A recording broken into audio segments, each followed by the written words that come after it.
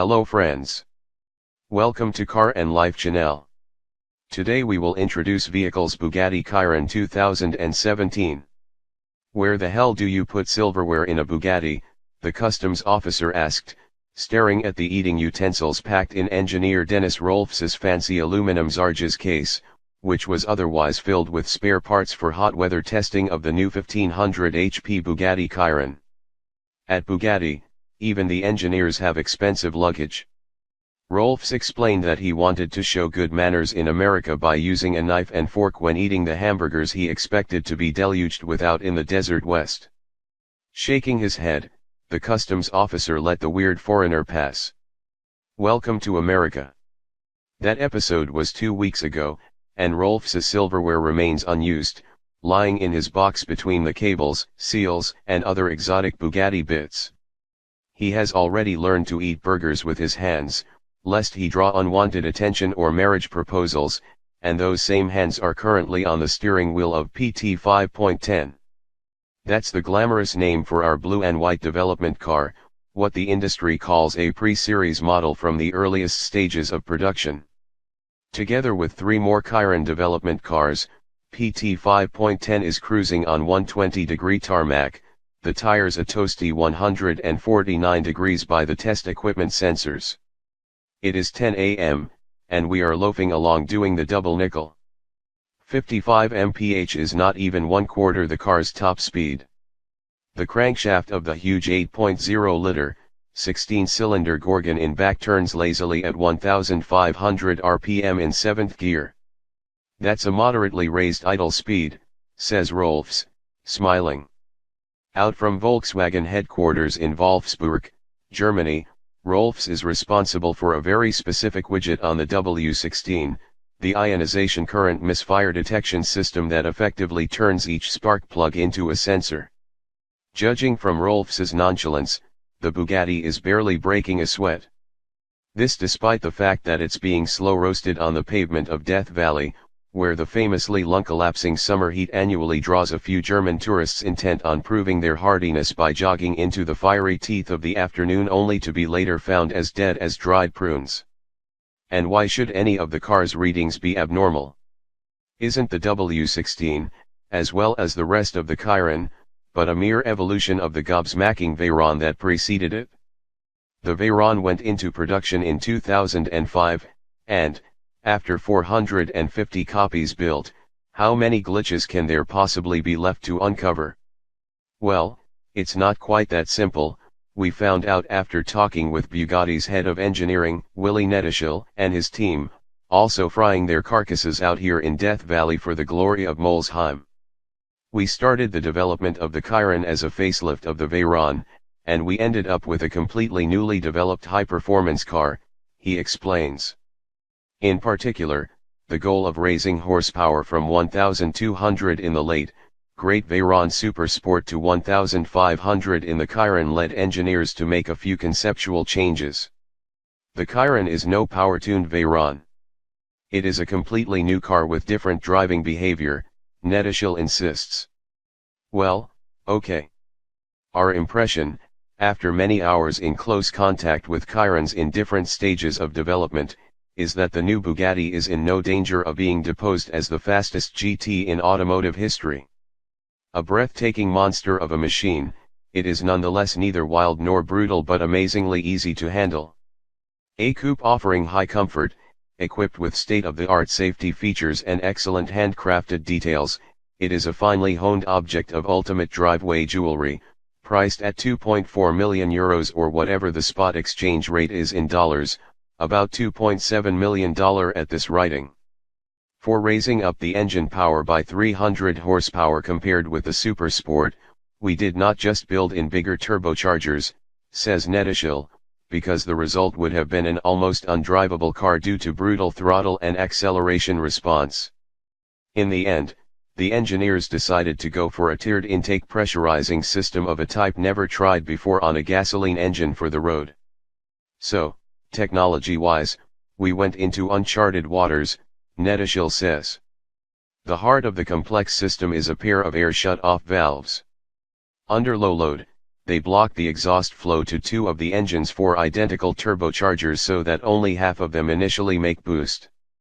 The valves open to wake the other two snails around 3,800 rpm, but are phase lagged so that the third turbo starts spooling a little bit earlier than the fourth.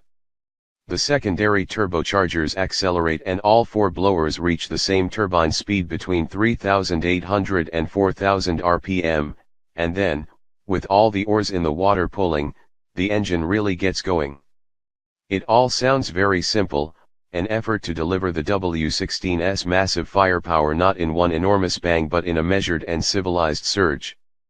In reality, however, the scheme demanded a complex development process requiring endless miles of testing.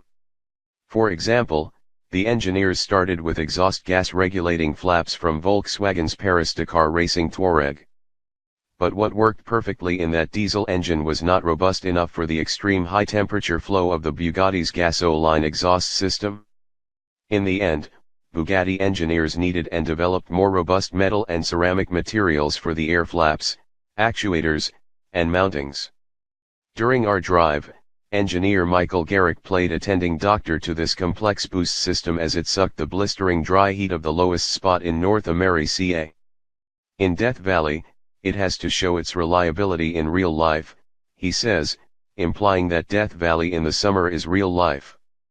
At the very least it is the devil's own pottery kiln, a circle in Dante's Inferno where they send the people who complain about the air conditioning in their Ferraris. Following essential initial materials changes, the entire drivetrain needed to be upgraded, with new aerodynamic thermal management to maximize airflow in and out of the car.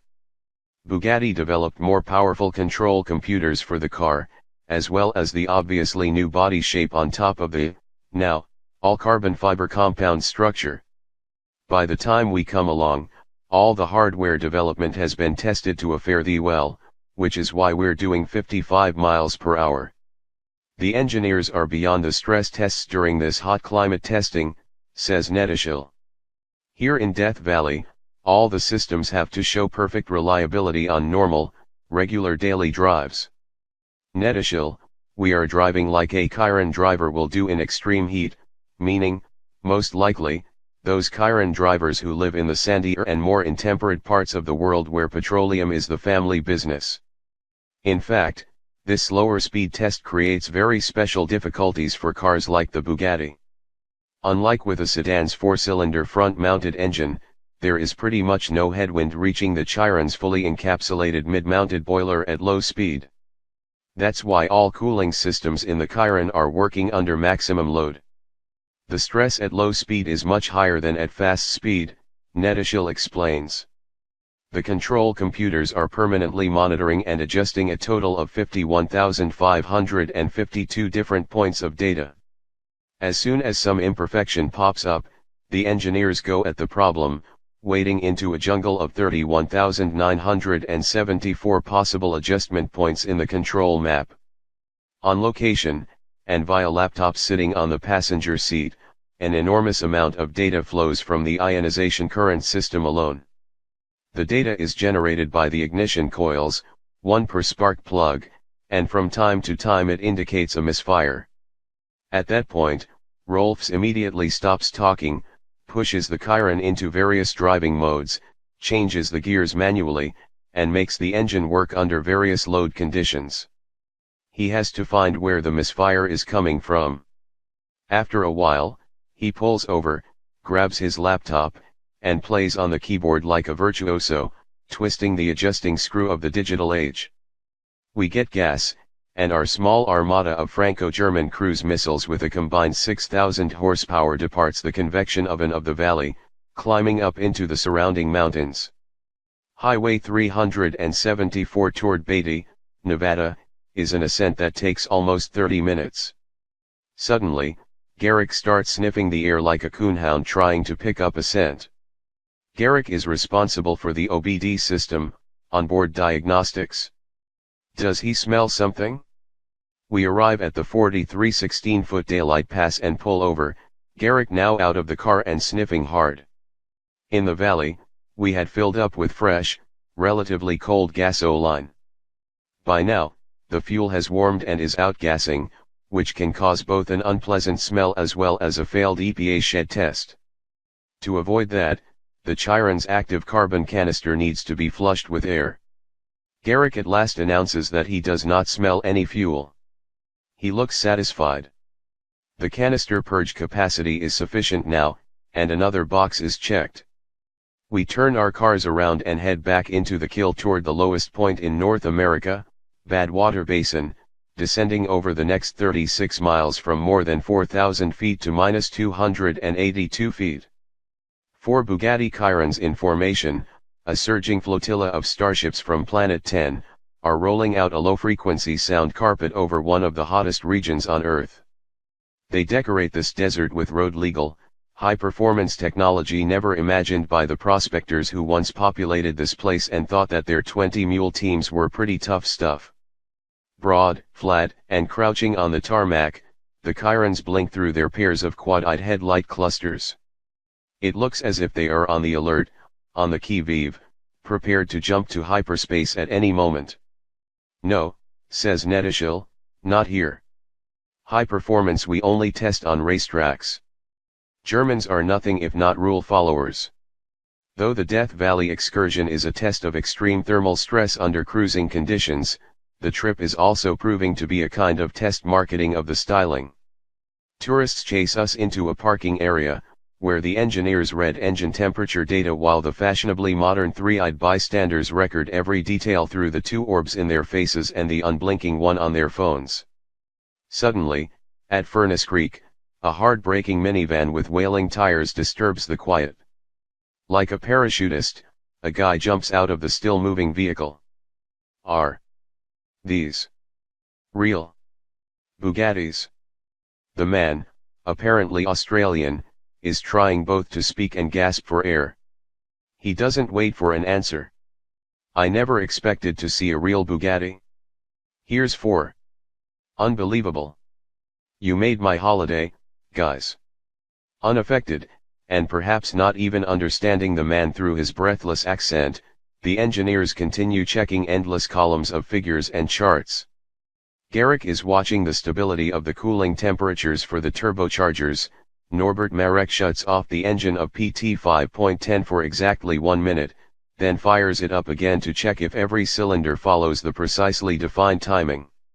Transmission man Siegbert Slobianka is kvetching about the gearbox behavior during deceleration.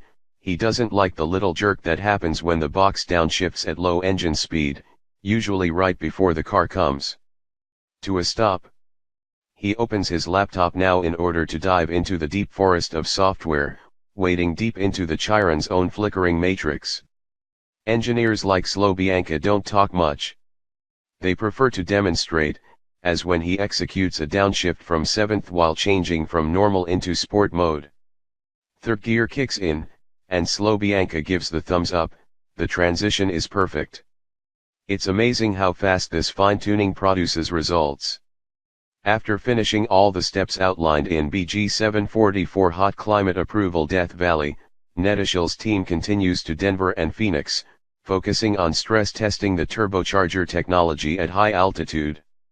Asked about any remaining challenges in his project, Netishil smiles, a burger the size of the Bugatti's trunk on the plate in front of him.